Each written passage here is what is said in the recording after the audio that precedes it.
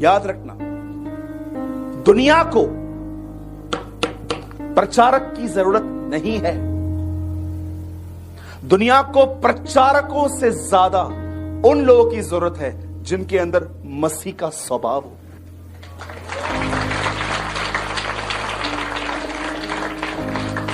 एक प्रचारक बनना बहुत अच्छी बात है, लेकिन प्रचार करने से पहले हमें यह देखना है कि क्या हम खुद उसका पीछा करते हैं। प्रचारक बनने से पहले यह देखना है कि क्या जो मैं प्रचार कर रहा हूं क्या वो मेरे जीवन में है, और अगर नहीं है तो मैं आपको बताना चाहता हूं, एक दिन आपकी सेवकाई दोष लेकर आएगी।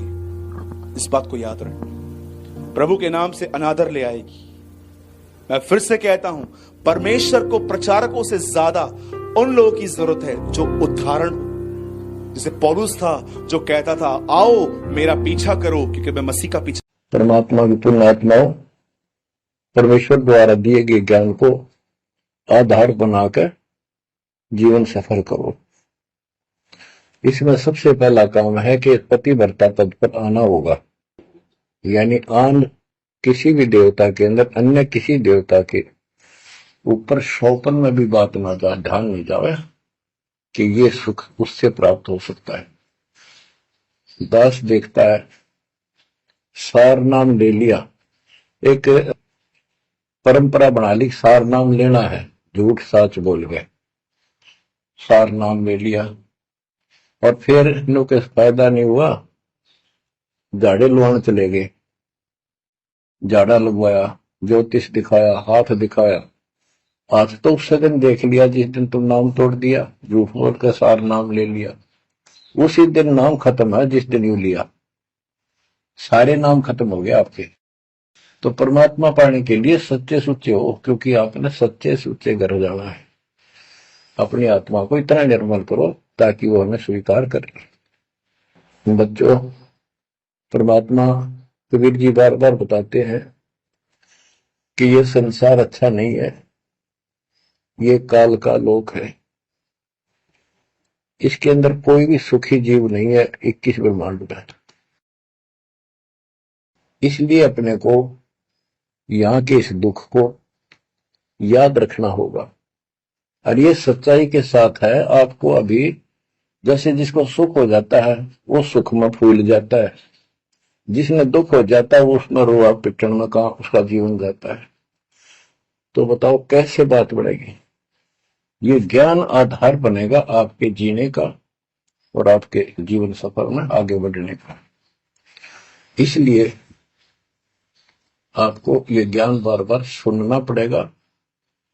आप सत्संग ना तो सत्संग सुनते, पता लगा मैंने, क्योंकि जो पुराने हैं वो तो ये सोच चुके हैं हमने सारा ज्ञान हो गया, और औरों को समझाने में लग जाते हैं। अच्छी बात है, औरों को भी समझाओ, ये तो बहुत अच्छी बात है, लेकिन समझाने का अर्थ है उसमें अपने ऊपर भी लागू रखे उस काम को, उन बातों को स्वयं भी फॉलो करे। तो मुद्दास देख रहा कि ये फॉलो करते तो सार नाम लेकर नाम खंड नहीं करते। तो इसलिए फॉलो करो। ये ज्ञान जो आज आपके ऊपर परमात्मा ने या डायरी कृपा की, आपको ज्ञान वही है जो पहले आपको हजारों सत्संग करके सुना रखा, और वो रिकॉर्ड हो चुका है, उसके वीडियो ऑडियो बन चुके हैं, उनमें आप सुन सकते हो।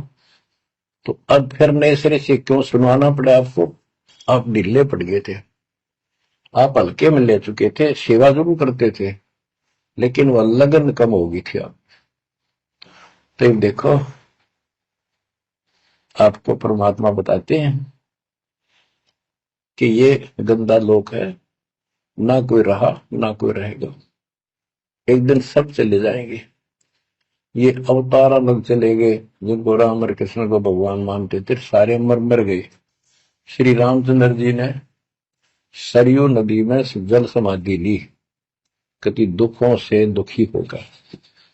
अंत में जब उसके पुत्र भी विरोधी हो गए, पत्नी सीता जमीन में समा गई, उसको घोर अंधेरा हो गया, वहां से आकर सीधा सरयू नदी में कूद गए और मृत्यु को प्राप्त हुए।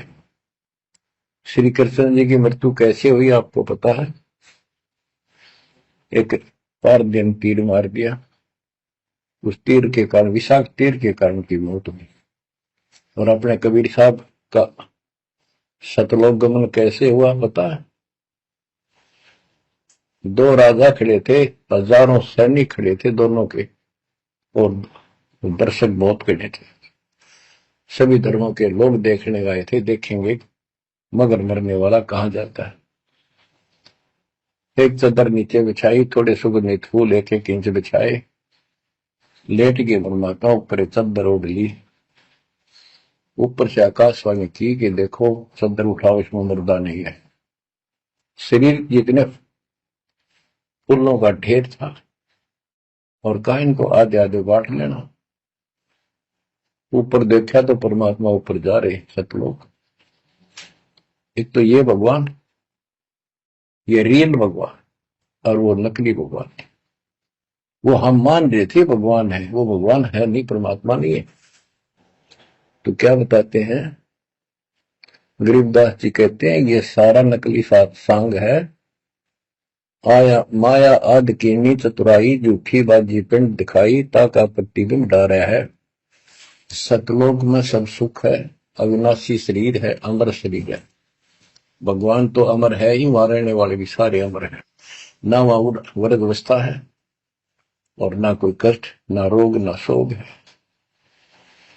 तो बच्चों, यहां कैसा हाल कर रखा हमारा, हमें ज्ञान नहीं पूरा, तो उसके लिए हमने कुछ मर्यादा बनाई है परमात्मा के ज्ञानाधार